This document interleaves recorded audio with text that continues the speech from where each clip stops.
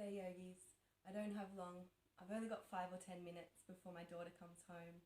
So I thought I'd just take you through a really quick little sequence you can do to nourish your body. So let's get started. Starting in forward Virasana or Adho Mukha Virasana, I've got my big toes together and my heels apart. My knees are wide enough apart so that when I go forward, my outer ribs touch my inner thighs.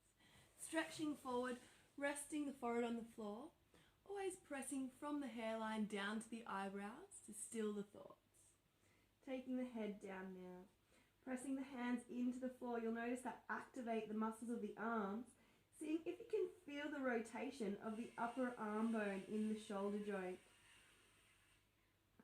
Broadening through the trapezius muscle. Now you can turn the palms of the hands to face one another and you'll feel that rotating that arm bone even further in the arm joint. And then turn the palms of the hands up towards the ceiling to broaden through the trapezius muscle further and rotate that upper arm bone in the shoulder joint. Maintain that rotation as you flip the hands back to the floor and then press the sitting bones back once more. Now you can look forwards and dome the fingers and creep the fingers forwards a little bit to open up the intercostal muscles between the ribs. And that's also lengthening through the anterior spine, the front of your spine. So then take the palms back to the floor, press the palms back again. Keep that nice length in the front of the torso and take the forehead back down once more, pressing the sitting bones back to the heels. Bring the hands by the knees, coming up into Uttanasana. The feet are hip width apart and the outer edges of my feet are running parallel with the mat.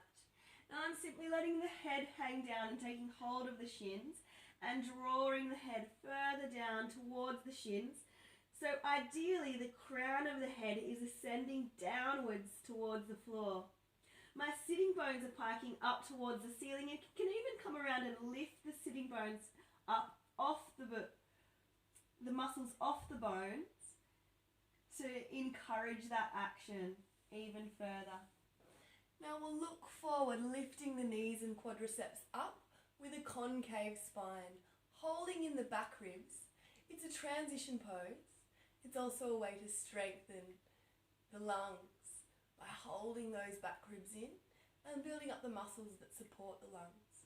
Inhale as you stand up and bringing in a little bit of movement in Tadasana. So some of the finer points in Tadasana, the art of standing. Again, check the outer edges of the feet are running parallel with the mat and the toes are going straight forwards. Check the hips are even, the knees aren't hyperextending, and if you do have a tendency to hyperextend, then just bend slightly.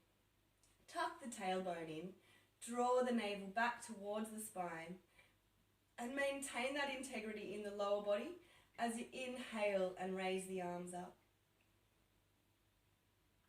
Charging the arms up towards the ceiling, seeing if you can bring the upper arms further back behind the ears.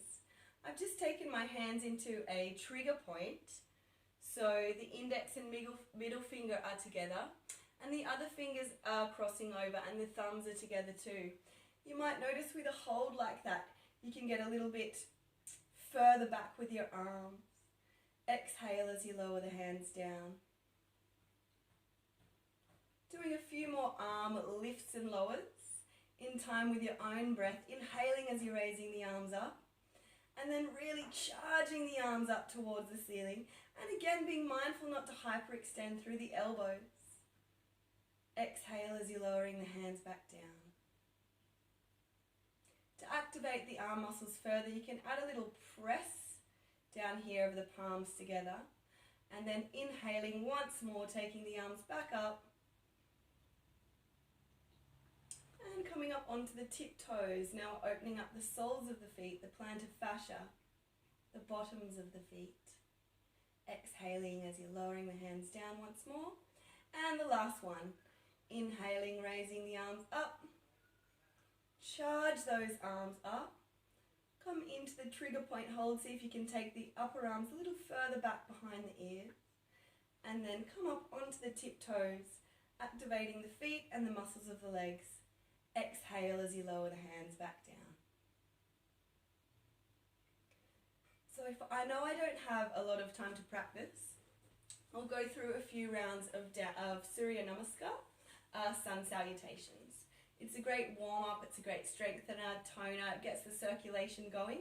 I'll go through the first round quite slowly, and then the second and third rounds will go through a bit more quickly. Alright, here we go, from Tadasana, standing with the inner edges of the feet together. Inhale, Namaskara, hands into prayer position at the heart. Take an inhalation there, and exhale as you release the hands.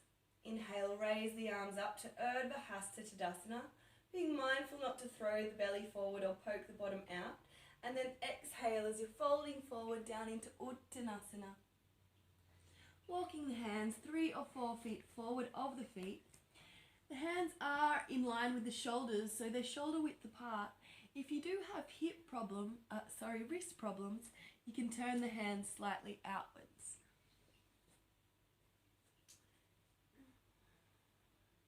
Opening up the backs of the legs, be mindful that you've placed the weight evenly between the left and right sides. And then dropping the hips, bringing the chest forward. We're coming into Urdhva Mukha Svanasana, or upward dog, as some of you may know it.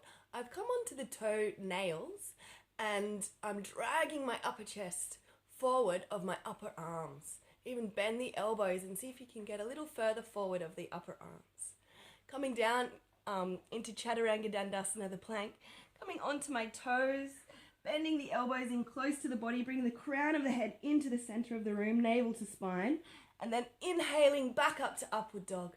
Exhaling back to downward dog, head down, bottoms up, pressing evenly through the left and right sides. And then you can look forward between the hands and jump or step back to Uttanasana. Inhaling back up to Urdhva Hasta Tadasana.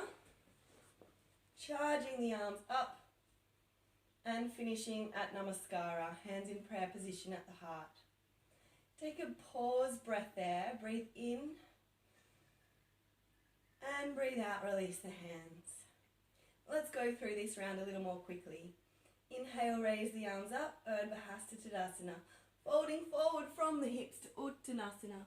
Walking the hands forward, Adho Mukha Svanasana, downward dog. Coming into upward dog, chest forward, hips down. Broad collarbones, and lift through the inner thigh. Now bend the elbows in close to the body, crown of the head into the center of the room.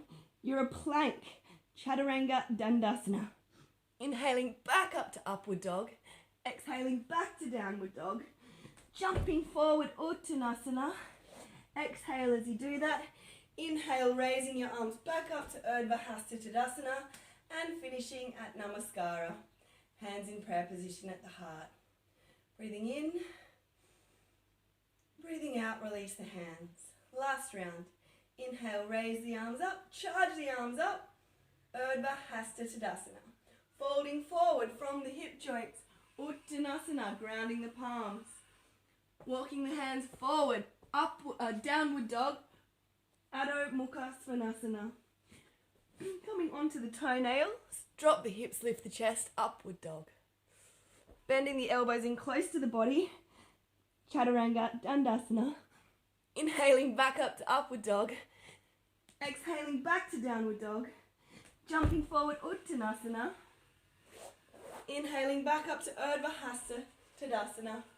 Finishing at Namaskara. Take a breath there and release the hands. Exhale.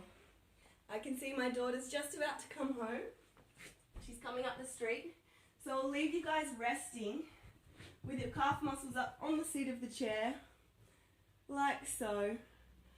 Notice how quickly your heart rate recovers in that beautiful resting pose. Have the palms facing upwards, the spine fully contacting the floor, and enjoy. You can stay there a bit longer, but I'm going to have to go now. Hope you enjoyed that quick 10 minutes of yoga. We'll finish sitting in cross leg, bring the hands into prayer position, lift the heart, bow the head. Join the intuition of the heart with the intellect of the mind, and salute the God within. before raising your head, opening your eyes, and Namaste.